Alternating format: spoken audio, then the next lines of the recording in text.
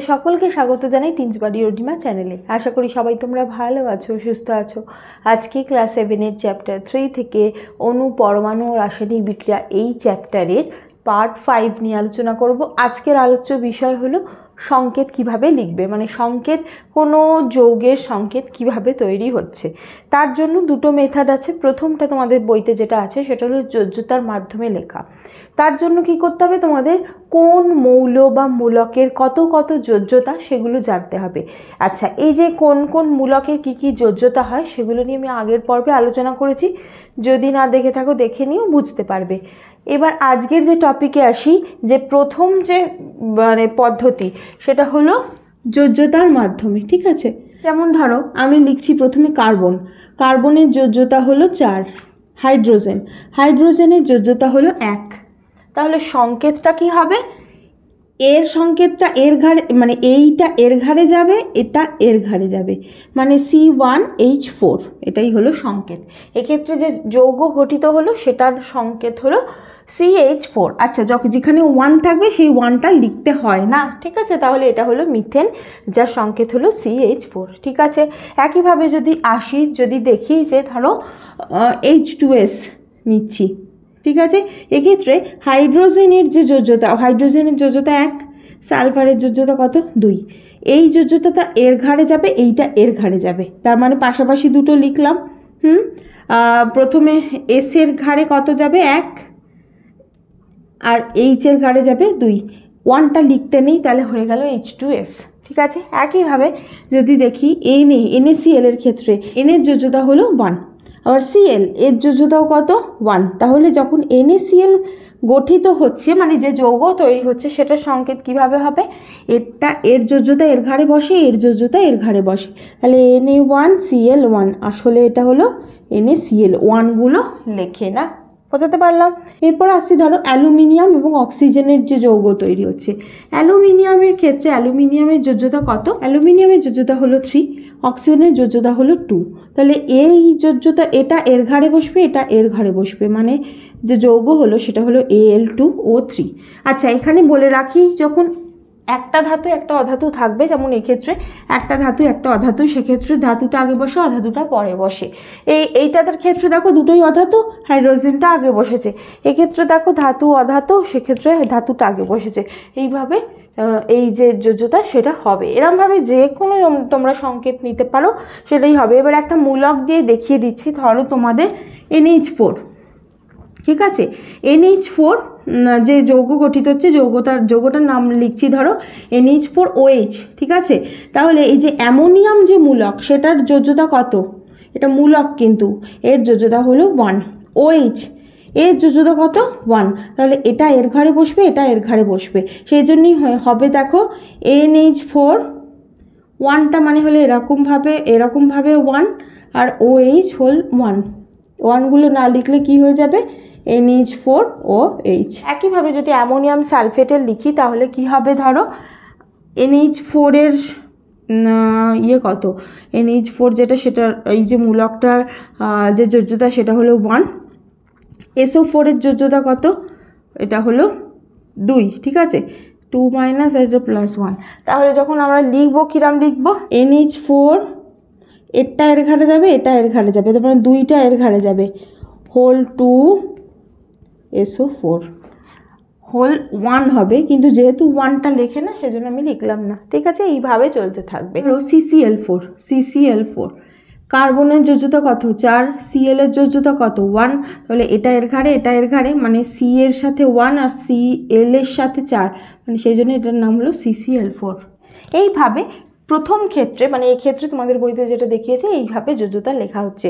পরপর যে মৌল আছে, যে একাধিক মৌল আছে, সেগুলো লিখলাম, এবং তার সাথে সাথে যে ধরো মূলকগুলো আছে, যদি মৌলের বদলে মূলক থাকে সেটাও লিখলাম।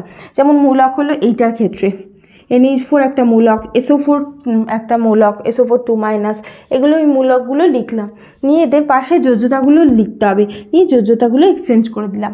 এবার এই পদ্ধতিটা বেশ সোজা করা, খুবই সোজা, কিন্তু এই পদ্ধতি যেটা প্রধান সমস্যা হলো অনেক সময় যদি আমরা এই যে যোজ্যতা ভুলে যাই সেক্ষেত্রে কাজ করাটা একটু মুশকিল হয়ে পড়ে। সেই জন্য পরবর্তী যে মানে পদ্ধতির কথা বলছি সেটা বেশি কনভিনিয়েন্ট হয়ে পড়ে, সেটাতে চলো দেখে নিই। দ্বিতীয় যে পদ্ধতি সেটা হলো ক্যাটায়ন এবং অ্যানায়নের মাধ্যমে এই যে মানে তোমরা এই সংকেত লিখছো। এটা কিভাবে হচ্ছে সেটার জন্য একটা এই যে এটাকে একটা তোমরা যদি খেলা হিসেবে দেখো এবং সেটার একটা নিয়ম আছে, সেটা হলো মনে রাখতে হবে মোট আধান মানে ধনাত্মক মোট আধান এবং ঋণাত্মক মোট আধান সমান হতে হবে। মানে মোট প্লাস চার্জ এবং মোট মাইনাস চার্জ সমান হতে হবে। যেমন ধরো আমরা করার চেষ্টা করছি NaCl, এক্ষেত্রে কি হলো Na প্লাস আর Cl মাইনাস ক্যাটায়ন আয়নে ভাগ করে নিচ্ছি। Na প্লাসের ক্ষেত্রে কতগুলো ধনাত্মক আধান রয়েছে, ধনাত্মক চার্জ কটা? Na প্লাসের ক্ষেত্রে হলো +1 আর Cl মাইনাসের ক্ষেত্রে -1। তাহলে +1 আর -1 কি হয়ে যাচ্ছে? নিউট্রাল হয়ে যাচ্ছে, 0 হয়ে যাচ্ছে। তার সেই জন্যই এখানে NaCl পরপর বসে গেল, কোনোটাই কোনো রকম কোনো যোজ্যতার ক্ষেত্রে কোনো নাম্বার যোগ হচ্ছে না। এবার যদি দেখি ধরো Na2SO4 এইটা তৈরি হবে, এক্ষেত্রে কি আছে? সোডিয়াম আছে, সোডিয়ামকে ক্যাটায়ন হিসেবে লিখলে Na+ আর সালফারকে SO4 2-। এক্ষেত্রে কতগুলো ধনাত্মক চার্জ রয়েছে? একখানা। এক্ষেত্রে কতগুলো ঋণাত্মক চার্জ রয়েছে? -2। দুটোকে অবশ্যই কি হতে হবে? যৌগ হতে গেলে সমান হতে হবে, মানে ক্যাটায়নের মোট চার্জ আর অ্যানায়নের মোট চার্জ, পজিটিভের চার্জ মোট আর নেগেটিভের মোট চার্জ সমান হতে হবে। তাহলে এখানে +1 আছে, এখানে -2 আছে, তাহলে এটাকে কত দিয়ে গুণ করতে হবে? 2 দিয়ে। তাহলে +2 -2, তবে এটা ব্যালেন্স হয়ে যাবে, তাই তো সমান হয়ে যাবে। সেই জন্য সোডিয়াম Na+ ক্ষেত্রে কত দিয়ে গুণ করলাম? 2 দিয়ে, তা সেই জন্য Na2 হলো। ঠিক আছে, একইভাবে যদি করি MgCl2 ক্ষেত্রে ম্যাগনেসিয়ামটাকে যদি লিখি Mg2+, এর আধান কত? +2। ক্লোরিনের আধান কত? -1। তাহলে এই দুটোকে সমান হতে হলে এখানে +2 হলে এখানেও কত হতে হবে? -2। কিন্তু এখানে আছে কত? -1। তাহলে কত দিয়ে গুণ করতে হচ্ছে এখানে? একে ইন্টু 2 দিয়ে। সেই জন্য তাহলে কি Mg সাথে কি কিছু গুণ হলো? না, কিন্তু Cl এর সাথে কত গুণ হলো? 2। সেই জন্য সংকেতটা এরকমভাবে হলো। এইভাবে তোমরা ক্যাটায়ন এবং অ্যানায়নের মাধ্যমে এইভাবে করতে পারো। আচ্ছা, এখানে বলে রাখি যে ধরো জিঙ্ক অক্সাইডের ক্ষেত্রে জিঙ্কের যে আধান সেটা হলো Zn2+, ঠিক আছে? তাহলে এর চার্জ হলো কত? +2। অক্সিজেনের ক্ষেত্রে হলো -2, তাহলে এটা হলো -2। তাহলে কারোর সাথে কি কিছু গুণ করতে হয়েছে? দুটো এমনি এমনি নিউট্রাল হয়ে যাচ্ছে, +2 -2। সেই জন্য এটা কিছু লিখতে হয় না, ZnO হয়ে যায়। ঠিক আছে, তাহলে এইভাবে তোমাদেরকে এই দুটো পদ্ধতিতে তোমরা এই যে কোনো যৌগের কিভাবে সংকেত হতে পারে সেটা লিখতে পারো।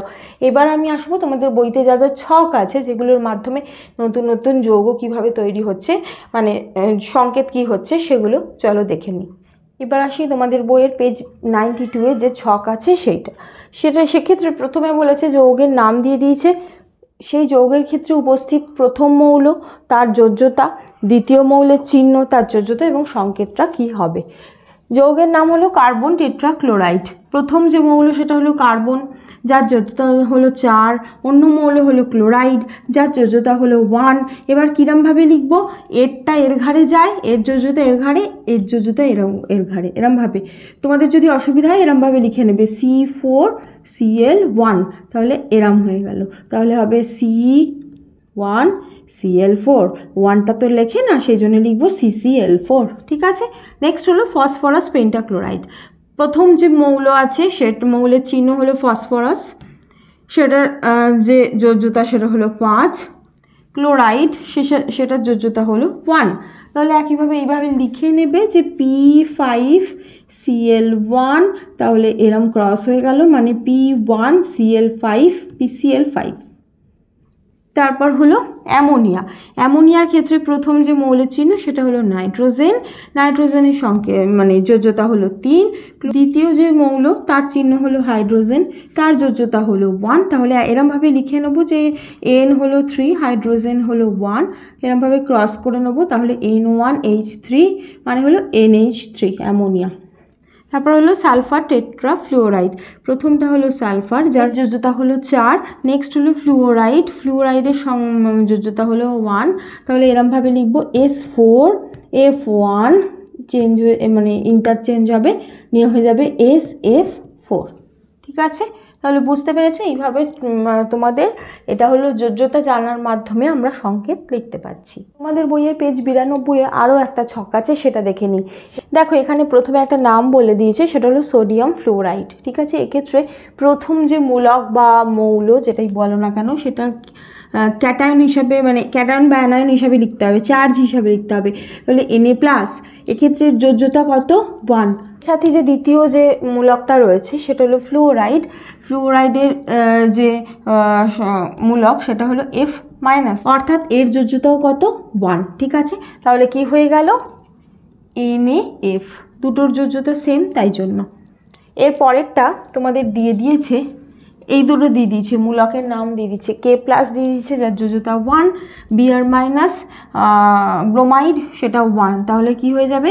KBr, এটার নাম হলো পটাশিয়াম ব্রোমাইড। ঠিক আছে, এর নাম হলো পটাশিয়াম ব্রোমাইড। ওকে, নেক্সট হলো তোমার লেড ক্লোরাইড। লেড হলো Pb2+, 2, ক্লোরাইড হলো Cl-, তাহলে এর যোজ্যতা হলো 1। তাহলে কি হলো দেখো, Pb এইটা এর ঘাড়ে চলে এলো আর Cl এরটা এর ঘাড়ে এলো, মানে PbCl2। ঠিক আছে, lead chloride. Aluminium hydroxide, aluminium হলো কি Al3+, এর যোজ্যতা হলো 3। হাইড্রক্সাইড হলো OH-, তার যার যোজ্যতা হলো 1। তাহলে কি হয়ে যাবে? AlO3, কারণ এখানে 1 যেটা OH- সেটা লিখছি না।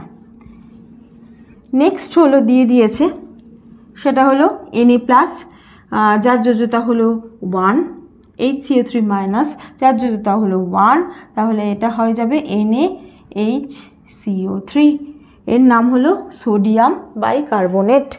ঠিক আছে, এই নামটা মনে রাখতে হবে। এটা হলো বাইকার্বনেট, এটা হলো সোডিয়াম বাইকার্বনেট।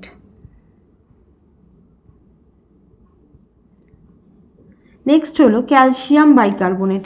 ক্যালসিয়াম হলো Ca2+, তার মানে 2, বাইকার্বনেট হলো HCO3-, মানে হলো 1।